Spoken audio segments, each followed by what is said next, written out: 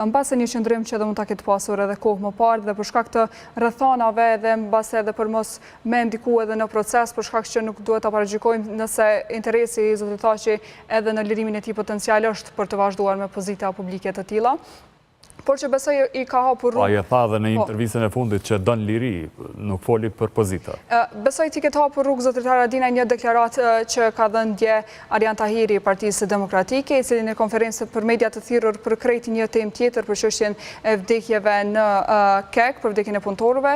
në pyetjet politike që ju bën në fund, pyetje pas pyetje dhe dha këtë idenë e tij për Thaçin që kur të kthehet mbase është mirë ti ruhet nëse mund ta quajmë kështu vendi për president dhe ta vazhdoj punën e metur në gjysmë si shef shteti. Dhe mbase deklarata e thënë dje nga Tahiri, ka hapur rrugë edhe Haradinajt sot që ta thot edhe më lirshëm dhe duke mos qenë këtë rast edhe i pari që e thot këtë para vetë partisë që dikur e drejtonte zotri Thaçi. Por që për çudi dje nuk është që ka marrë jehun të madh dhe deklarata e zotrit Tahiri për të njëjtën çështje, pra pak a shumë ishte i njëjti mesazh që Thaçi kur të vije ta marrë postën e presidentit dhe se kjo do të ishte një nder për shtetin, kështu të thënë Partia Demokratike, kështu kuptuam që konsideron edhe Ramush Haradinaj dhe Aleanca. Derisa praktikisht është paksa e vështirë për shkak të kompleksitetit edhe të rastit, por edhe të afateve që i kemi për çështjen e presidentit. Procedurave, po. Edhe çështje procedurave që lidhen me rastin e Thaçit, për të mos hyrë më shumë në detaj atje, por edhe për çështjet e procedurave që i kemi për presidentin këtu. Pak a shumë duket më shumë se diçka më simbolike që po thuhet në këtë aspekt dhe po kthehet në vëmendje në vazhdimsi emri i Thaçit dhe pozita që kishte mbajtur dikur, por që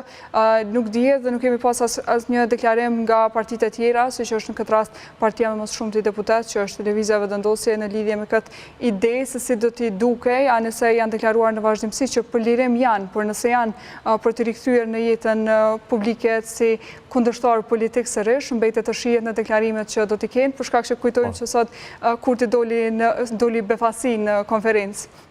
Ishte një konferencë e paralajmëruar për 2 ministra, derisa doli vetë kryeministri që përrjedhoi nuk pati edhe shumë pyetje nga ana politike në këtë rast, mbase do të ishte edhe kjo një prej tyre. A na tregon çka ndodhi sot në kuvend, edhe çysh apo rëndohet ky lëmshi politik, kjo nyja politike që është krijuar, apo ka shpresë që javën e ardhshme në të cilën hyjmë pas 2 ditëve do të ketë edhe takime me emra konkret mes Vendosjes dhe LDK-s.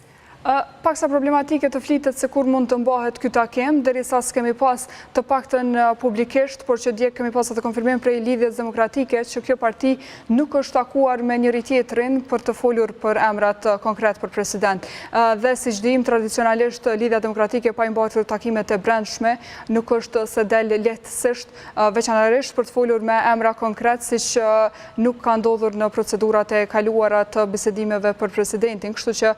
njësoj as Vendosje nuk ka dhënë ndonjë informacion që ka mbajtur mbledhje të brendshme me këtë çështje të trajtimit, çka më pas do të sillte edhe një takim në mes të Kurtit dhe Abdigjikut për të sjellur edhe emrat konkret në tavolinë, anëse kujtojmë edhe herave të kaluara kishte pasur raste që